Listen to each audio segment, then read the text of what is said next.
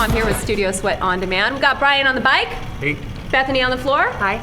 We are here to talk about heart rate zones, using them in your workouts. So we'll talk about what the different zones are, when you should use heart rate training, when you should not. And we'll talk about the different calculations that you can use to figure out your heart rate zones.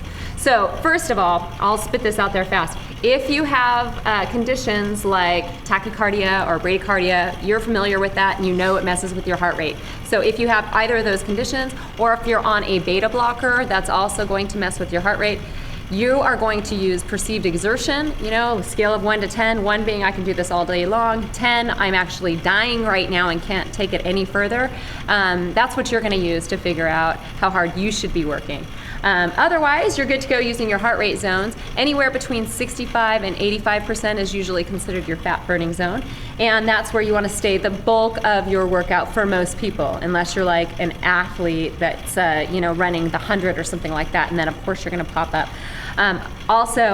You'll come out of that aerobic zone. Again, the aerobic zone is going to be like 65 to 80%, 85% max. You'll come out of that to take your fitness to the next level and do threshold training. But you want that to be supervised. So anything over 85%, you don't want to stay there very long, maybe 30 seconds or less for the most part. If you're under 65%, you're probably not going to be burning a whole lot of fat. So Eric, throw that chart up there real quick. All right, so as you guys can see in this image, very light exercise is going to be 50 to 60%. You'll still be losing weight on that. Light is going to be 60 to 70%. Again, you'll see that's still in the lose weight zone. Moderate exercise, 70 to 80%. I'll tell you, 80% feels harder than that to me. It doesn't feel like moderate to me sometimes. You'll see that is improving your fitness level. Hard is 80 to 90%.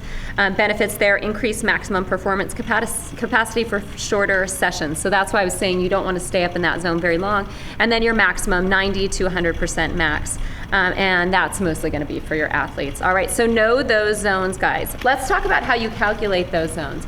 There is the average method that's used out there, which is 220 minus age, right? 220 minus your age. That gives you your maximum heart rate. From there, all you're going to do is multiply it times, 0.6 to get 60%, 0.7 to get 70%, so on and so forth. So that is going to be used for the general population.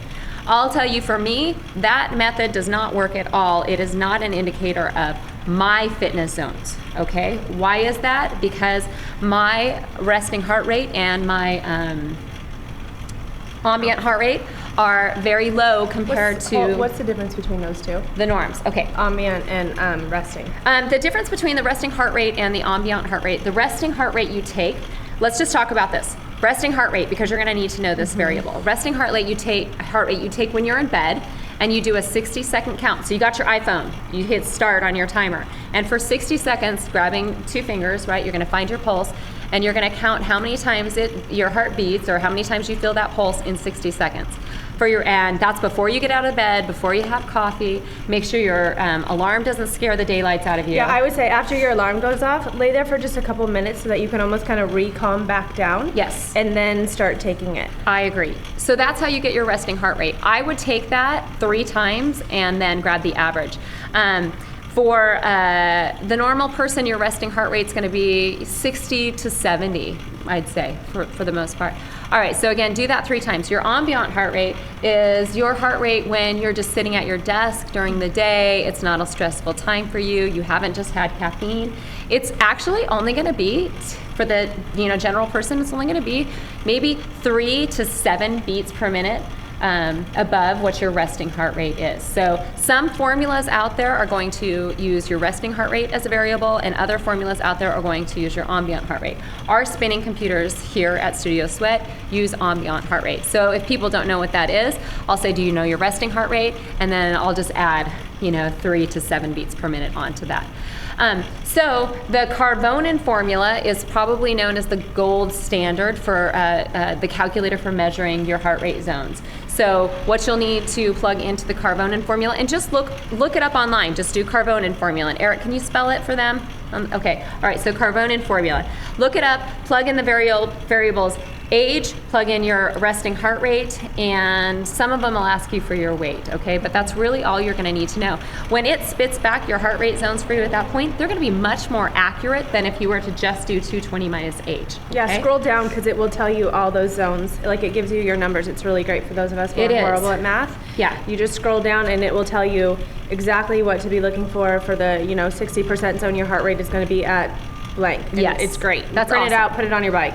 For just so you have the other numbers, for the common person, the resting heart rate or the ambient heart rate is going to be what same thing, just over 60, right? For endurance athletes, it's going to be like between 30 or 40. Now, for me, this really, really matters because if I'm just using the 220 minus age and then I look, I'm like, what the heck? Like, it says that I'm not doing anything at all, and because my heart rate's only 140. So, Eric, zoom over to this computer. So you can see here, if you look at our computers, our spinning computers, Brian's heart rate is 71% max right now, and his heart rate is 128. So those numbers really, really matter. For me, I'm only going to get to 142 for my heart rate at 80-85%, whereas other people are going to be at like 165. That's a huge difference. So that's why you really need to use those calculators that aren't going to just be for the general population. Use the Carbonin formula. This computer, all you do is you enter those variables in, you enter your ambient heart rate, your weight, and your age, and then it spits it back because it does the work. It does the calculations inside. He also has a strap on to sync him with us. Yes, I did say that. Stop it. This is serious. Sorry. But I mean, if you're at home and you get this computer, it's not going to just work by you plugging those things in. Right. You've got to have the strap or the watch or whatever to sync with this piece of equipment. Exactly. So he has a heart rate monitor on right now for Studio Sweat. That's all you need is a heart rate monitor strap, and then you've got the computer. The other computer or receiver, as you will, that he can use is his watch, and you see people with these all the time. So in the studio, this computer is his receiver. He doesn't have to have the watch on. But if he goes for a run outside, these two are going to sync together, and he's going to see calories burned, and that matters for a lot of you. He's going to see if he's pushing it too hard, not hard enough, so on and so forth. So does it matter? Absolutely, because one of the things that you're going to find is you are not working even close to your 85% sometimes, and you could be pushing it harder, and it's not going to kill you, right?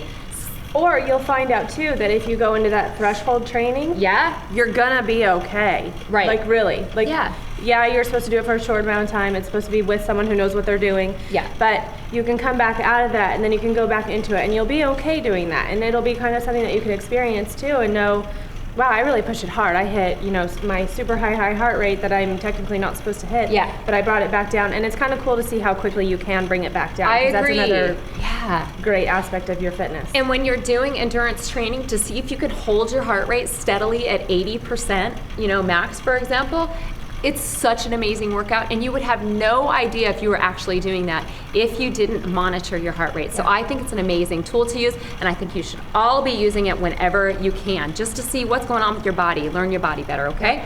All right, so that's the scoop on heart rate training and heart rate zones. Anything else to add, guys? So I'm super bad at math, and at 6 a.m. in the morning, I can't do math. Going back to checking your resting heart rate. Don't feel that. No, okay. So actually what I did was for a week, I actually slept with my heart rate monitor on. I slept with the strap on. I had my watch on because I'm I can't do math at 6 a.m. It's not happening. And I actually noticed, I also did, I checked my pulse too. I counted it out for the minute. And I noticed that things weren't always in sync with actually what was happening with my pulse, with my watch. So your watch might not have been reading it properly. Yes. Yeah. So that's watch a good point. for that. Always do the pulse too, just to double check the watch, and you could need new batteries. Make sure it's reading who it knows? properly. Yeah, that's a good point. So make sure that if you are using, but that's one of the first things that I'll do is when I get a new heart rate monitor is I'll do a manual check, and whatever I get here, I want to make sure that it's also reading there. If it matches or if it's plus or minus, just a couple, I'll know that it's working well for me. So good point, Bethany. High five. All right, you guys. So make sure that you know what your heart rate zones are. Go online, use the calculators there. Don't manually do the math. That's horrible, okay? I can't even do it. I can't either. All right, you guys. If you're looking for those body sculpting, fat torching workouts, make sure you check out Studio Sweat on Demand. fire.